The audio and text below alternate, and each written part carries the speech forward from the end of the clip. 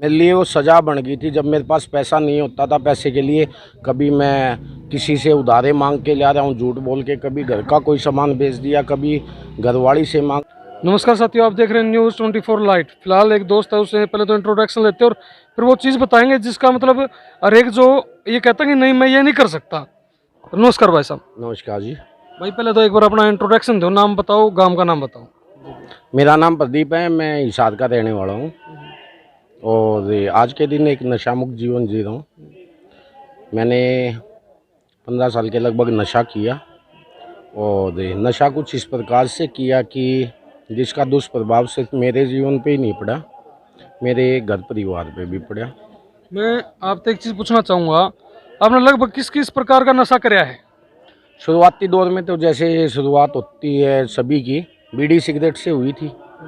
धीरे धीरे बदलते बदलते कभी सुल्फा, कभी प्रिस्क्राइब ड्रग्स जैसे एल्प्रेक्स होगी, शीशी होती थी, और उसके बाद में शराब भी।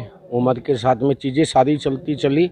धीरे धीरे नए नए नशे जो भी इंट्रोड्यूस हुआ मैं वो किया। मैंने स्मैक किया, चिट्टा किया।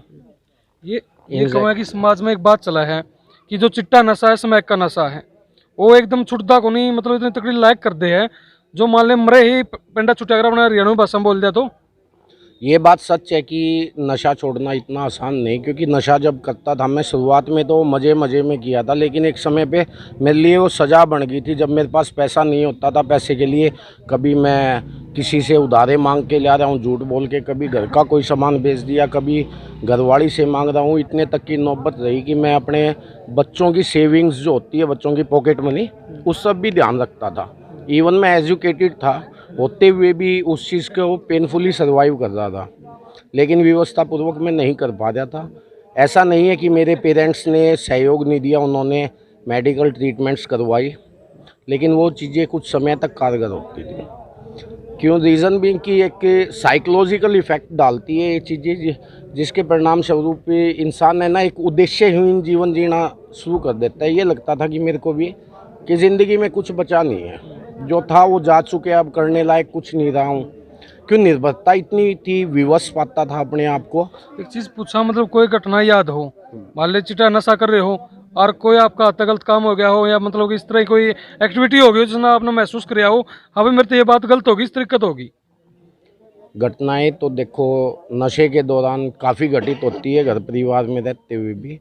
समय की मेरे को अच्छी तरह याद है कि मैं मेरी बेटी के जन्मदिन के दिन घर से पैसे लेके चला कि केक लेके आना है और बर्थडे पार्टी के लिए सामान लेके आना है, लेकिन मैंने सीधा निकलते उस पैसे से नशा खरीदा। मैं अपने दोस्त के साथ बैठा नशा कर रहा हूँ, स्मैक पी रहा था। पन्नी सीधी थी, पन्नी के ऊपर जब भी आंसू की बूंदें गिरती थी वो चटर पटर कर रही थी। मैं उस दर्द के बावजूद मैं नशा कर रहा था। मैं महसूस कर पा रहा था कि आज के दिन में इतना विवश हूँ नशे के कारण।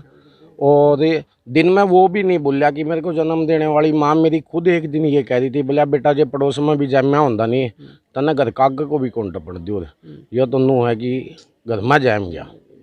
एक समय याद है कि क्यों मेरे माँ बाप दोनों एजुकेशन डिपार्टमेंट से बिलोंग करते हैं, घर में दो ही भाई हैं हम, कोई ऐसी फाइनेंशियल प्रॉब्लम्स नहीं थी, एक गुड सोसाइटी से बिलोंग करता हूँ।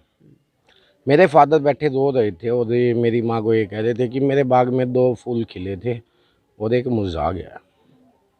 उन दर्दों को मैं भूलता नहीं जब पहली दफ़ा नशे के कारण, नशे का प्रयोग करके मैं लड़ाई झगड़े में था और जिसके कारण पुलिस स्टेशन गया, मेरे फादर को जाना पड़ा और वो आगे घर पे रो रहे थे, बोला कभी बाप दादे नहीं गए मारे तो थाना का मुंह देखण, आज तेरा करके ये नौबत आ गई है। ये किस वजह से आपने नशा छोड़ दिया, या फिर जो टीम है उसने उसने कोई मतलब इस तरह मतलब प्रक्रिया करी कि आपको समझ में आ गई वो बात पूरी? देखो कि अकेला है ना, इच्छुकता से नहीं नशा छूटता, चाहत तो मेरी कभी से थी। जब जब मैं दर्द भोगता था नशे में, मेरी चाहत जब से थी नशा छोड़ने की, लेकिन एक मार्गदर्शन की ज़रूरत होती है ना। जैसे किताबों से ज्ञान आता तो गुरु की क्या आवश्यकता पड़ती, इसी तरह मेरे को मार्गदर्शन मिला अंकुश फाउंडेशन संस्था से, क्योंकि मेरे परिवार ने मेरे नशे का इलाज करवाने के लिए जगह जगह पे जब पता किया, ट्रीटमेंट दिलवाई, मेडिकल ट्रीटमेंट्स, और उसके के पॉजिटिव रिजल्ट्स नहीं निकल के आए, तो रिहैबिलिटेशन एक डिसीज़न लिया और वहाँ पे मेरे को एडमिट करवाया। एक लॉन्ग साइकोलॉजिकल प्रोसेस रहा जिसके अंदर काउंसलिंग के माध्यम से मेरा जो लाइफ को लेके परसेप्शन था, नज़रिया था, वो बदला। आज के दिन मैं सिर्फ अपनी खुशी के लिए नहीं जीता, मेरे लिए मेरे परिवार की खुशी एक अहमियत रखती है। एक समय था कि मैं मेरे परिवार से भी संबंध इसलिए रखता था कि मेरी ज़रूरतों को पूरा करने के लिए, और आज का दिन है कि मैं एक समाज सेवी के तौर पे अंकुश फाउंडेशन संस्था के साथ में कार्य कर रहा हूँ। फिलहाल दोस्तों आपने बताया कि मान लो इस तरह कोई एक्टिविटी हो रही हो, नशा पता पड़ रहा हो, आदमी हमेशा कैमरे के सामने तो बचा करे, लेकिन भाई की जो निडरता है वो मुझे बहुत पसंद आई कि कैमरे के सामने आके बताने लग रहा है कि किस तरह कितना घटना घटी है और जीवन में किस तरह इस चीज़ से छुटकारा मिला है। इसी के साथ अपने वीडियो में विराम देता हूँ। जय हिंद, जय भारत।